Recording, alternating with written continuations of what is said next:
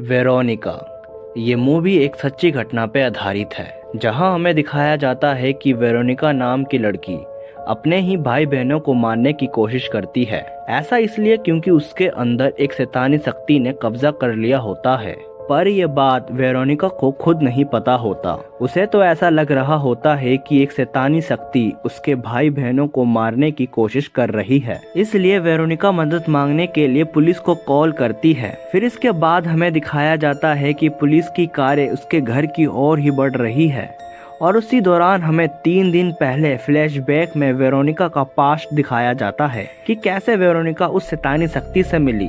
तो इस कहानी की शुरुआत में हमें ये दिखाया जाता है कि वेरोनिका के डैड अब इस दुनिया में नहीं है, इसलिए उसकी मॉम को घर चलाने के लिए नाइट ड्यूटी करनी पड़ती है। इसलिए सारा टाइम वेरोनिका को अपने भाई बहनों का ख्याल रखना पड़ता है। और उसी दौरान हमें ये भी पता चलता है कि वेरोनिका अपने डैड को बहुत मिस करती है, इसलिए वो अपने पास हमेशा अपने डैड की एक फोटो रखा करती है। फिर यहाँ का सीन कट होता है और हमें सुबह का सीन दिखाया जाता है, जहाँ वेरोनिका अपने भाई बहनों को तैयार करके स्कूल ले जाती है। वहीं स्कूल में वेरोनिका को ये पता चलता है कि आज सूर्य ग्रहण लगने वाला है, इसलिए स्कूल में भी इसके बारे में पढ़ाया जाता है। और टीचर सूर्य ग्रहण के बारे में ये बताते हैं कि आज के दिन पुराने जमाने के लोग बुरी शक्तियों को यहाँ बुलाते थे, लेकिन उसके लिए वो लोगों को भी मारा करते थे। टीचर ये सब कुछ बताने के बाद सभी को स्कूल के छत पर ले जाती है, जहाँ से वो सूर्य ग्रहण को होते हुए देख सकते हैं। लेकिन वेरोनिका अपने 2 दोस्तों के साथ छत पर ना जाकर स्कूल के बेसमेंट में चले जाते हैं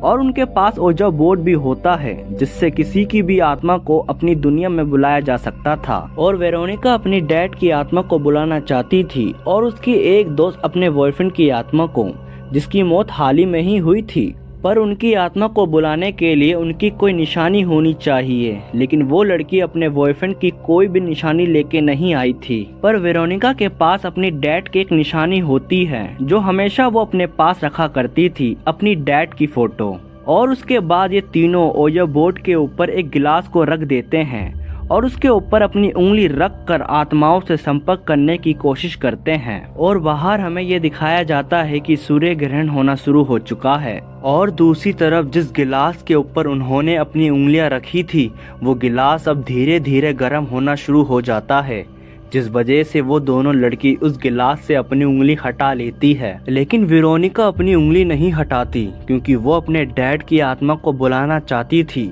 इसलिए वो अपनी उंगली गिलास पर ही लगाई रहती है। पर तभी सूर्य ग्रहण पूरा होता है और उसके साथ ही वो गिलास भी टूट जाता है, जिस वजह से वेरोनिका की उंगली कट कर उसकी खून की बूंदें उस ओजा बोर्ड पर गिरने लगती है, जिस कारण वेरोनिका कुछ न कुछ बड़बड़ा रही थी। इसलिए उसकी एक दोस्त उसके करीब जाती है और वो सुनने की कोशिश करती है कि वो कह क्या रही है, लेकिन वो लड़की ये सुन के बुरी तरह डर जाती है। और तभी वेरोनिका जोर से चिल्लाती है, जो दिखने में बहुत ही भयानक लगती है, लेकिन उसके बाद ही वेरोनिका बेहोश हो जाती है। ये वो समय था जब वेरोनिका के अंदर उस शैतानी शक्ति ने कब्जा कर लिया था। थोड़ी देर बाद जब वेरोनिका की आंखें खुलती है तो वो देखती है कि उसके सामने स्कूल की नर्स खड़ी है, जो उसका चेकअप कर रही थी।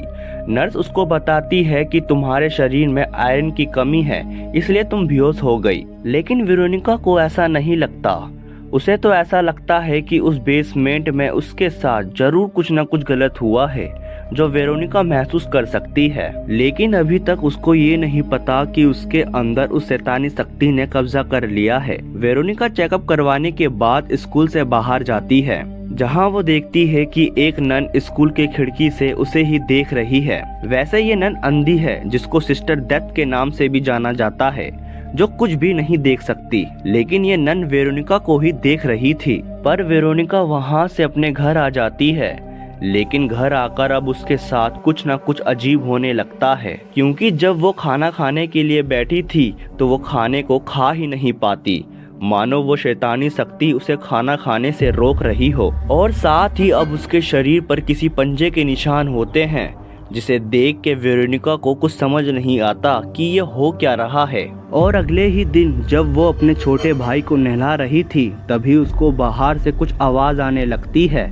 इसलिए वो बाहर ड्राइंग रूम में जाती है, जहाँ से उसे वो आवाज आ रही थी। पर वहाँ जाकर वो देखती है कि एक झूमर की लाइट जो अपने आप ही जल बुझ रहा होता है। वेरोनिका कुछ समझ पाती उससे पहले ही उसके कमरे का दरवाजा अपने आप ही बंद हो जाता है। वो किसी तरह उस दरवाजे को खोलने की कोशिश करती है, क्योंकि बाहर उसका छोटा भाई अब भी उस गर्म पानी के बाथटब पर बैठा हुआ है, जिसका पानी अब भी धीरे धीरे गर्म हो रहा था, जिस वजह से उसको तकलीफ होने लगी थी। वेरोनिका जैसे तैसे उस दरवाजे को खोलकर अपने छोटे भाई के पास जाती है और उसको उस बाथटब से बाहर निकाल लेती है, लेकिन अब उसके भाई के शरीर पर रैशेस हो चुके थे। इसलिए वेरोनिका अपने छोटे भाई से माफी मांगती है, पर उसका छोटा भाई कहता है कि कोई बात नहीं। फिर इसके बाद वेरोनिका अपने कमरे में सोने के लिए चली जाती है, पर तभी उसके कमरे में एक साये को दिखाया जाता है जो कि वेरोनिका को ही देख रहा था। फिर उसके अगले दिन वेरोनिका अपने स्कूल जाती है, जहां वो अपने दोस्तों से बात करने की कोशिश करती है, पर उसके दोस्त उससे बात नहीं करते।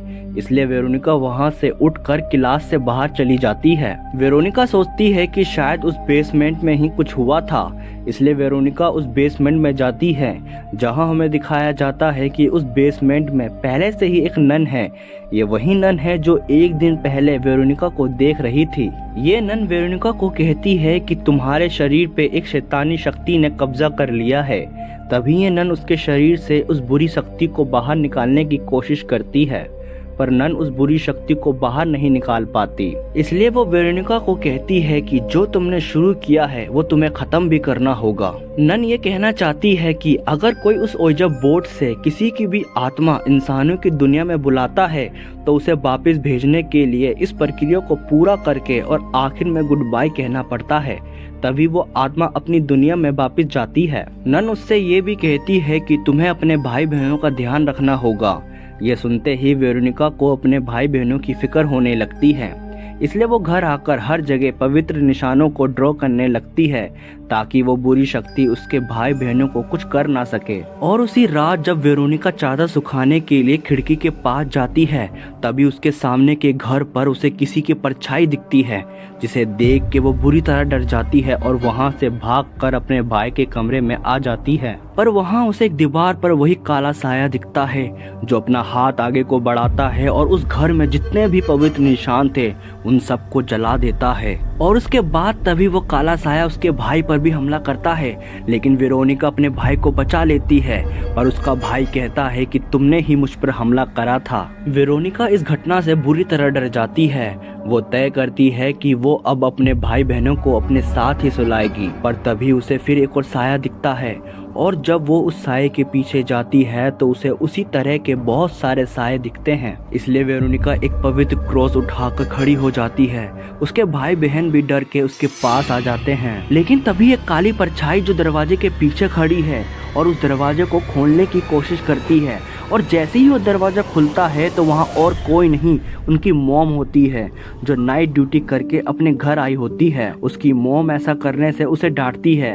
वह कहती है कि तुम अपने भाई बहनों को डरा रही हो। और उसके बाद वेरोनिका अपने कमरे में सोने के लिए चली जाती है, जहाँ उसे एक बहुत ही भयानक सपना आता है। उस सपने में वेरोनिका के भाई बहन उसके शरीर को काट रहे होते हैं। तभी उसकी मॉम अपना हाथ उसके प्राइवेट पार्ट की ओर बढ़ाती है और वो हाथ एक काला साया बन जाता है और वहाँ से ब्लीडिंग होने लगती है। तभी वेरोनिका नींद से जग जाती है। वह बुरी तरह डर चुकी थी, इसलिए एक बार फिर वह स्कूल जाती है उस नन से मिलने के लिए और उसको सब कुछ बता देती है। नन उससे कहती है कि जब मैं छोटी थी तो मुझे भी ऐसे भयानक सपने आते थे, इसलिए मैंने अपने दोनों आंखों को फोड़ लिया, पर इससे कुछ भी नहीं बदला। वो सपने मुझे आज भी आते हैं। नन उससे ये भी कहती हैं कि अगर तुम्हें उस शैतानी शक्ति से बचना है तो एक बार फिर तुम्हें उस ओइजा बोर्ड से दूसरी दुनिया का दरवाजा खोलना पड़ेगा और उसको उसी दुनिया में भेजना पड़ेगा। इसलिए वेरोनिका अपने उन्हीं दो दोस्तों के पास जाती है मदद मांगने के लिए, क्योंकि पिछली बार इन तीनों ने ही मिलकर उस दूसरी दुनिया का रास्ता खोला था, पर उसके दोस्त मदद करने से साफ मना कर देते हैं। और उसकी एक दोस्त वेरोनिका को कहती है कि जब मैं तुम्हारे करीब गई तो तुमने मुझसे कहा कि मैं 5 दिन में मर मर जाऊंगी। वेरोनिका वहां से अपने घर आ जाती है। वे फैसला करती है कि अब वो अपने दोनों बहनों के साथ इस प्रक्रिया को पूरा करेगी, इसलिए वो उस ओजा बोर्ड के ऊपर एक गिलास को रख देती है और वैसे ही उस शैतानी शक्ति से संपर्क करती है और उसको गुड बाय भी कहती है।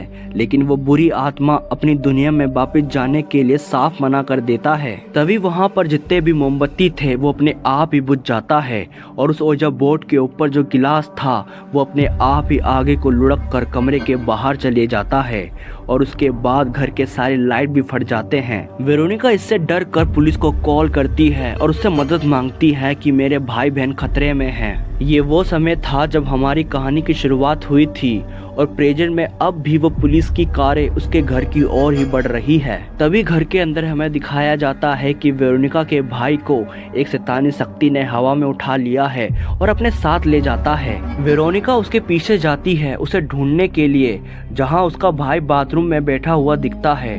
वो अपने भाई को गोद में उठाकर अपने बहनों के साथ सीढ़ियों से नीचे जाती है। वो जैसे ही घर से बाहर निकलने वाली होती है तभी वेरोनिका की नजर शीशे में पड़ती है। वो देखती है कि उसके गोद में कोई भी नहीं है, ये सिर्फ उसका एक वहम होता है। ये देख के वेरोनिका डर जाती है क्योंकि उसका भाई अब भी उस घर में था, इसलिए एक बार फिर वेरोनिका इस घर में जाती है। लेकिन अब इस घर का सारा सामान इधर उधर गिरने लगता है।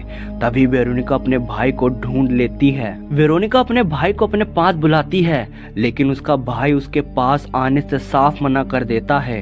वो कहता है कि मैं तुम्हारे साथ नहीं जाऊंगा। और तभी वेरोनिका अपने आप को एक टूटे शीशे में देखती है और इस शीशे के दूसरी तरफ उसे एक काला साया दिखता है। अब वेरोनिका ये समझ जाती है कि इसी बुरी आत्मा ने उसके अंदर कब्जा किया है और आज तक इस घर में जितने भी घटनाएं हुए हैं या फिर उसके भाइयों पर हमला हुआ है ये सब कुछ उसी ने ही खुद किया है। लेकिन पहले ये बात उसको नहीं पता था, पर अब उसको ये बात पता है, इसलिए वेरोनिका अपने आप को ही मारने की कोशिश करती है। लेकिन वो बुरी आत्मा उसे रोक लेती है और उसे हवा में उठाकर उसे टॉर्चर करने लगती है। और ठीक उसी वक्त पुलिस भी वहां पहुंच जाते हैं और ये मंजर देख के उनके आंखों में बिलीव ही नहीं होता क्योंकि वेरोनिका हवा में तड़प रही होती है और एकदम नीचे गिर जाती है। इसलिए फौरन ही वेरोनिका को हॉस्पिटल भिजवाया जाता है। और वहीं दूसरी तरफ पुलिस अब भी उस घर में छानबीन कर रही होती है जहां उन्हें वेरोनिका की एक फोटो दिखती है जो कि अपने आप ही जल जाता है। और तभी उस पुलिस वाले को एक कॉल आता है और उसे पता चलता है कि वेरोनिका अब मर चुकी है। और इसी के साथ ये मूवी भी यहीं पर खत्म हो जाती है।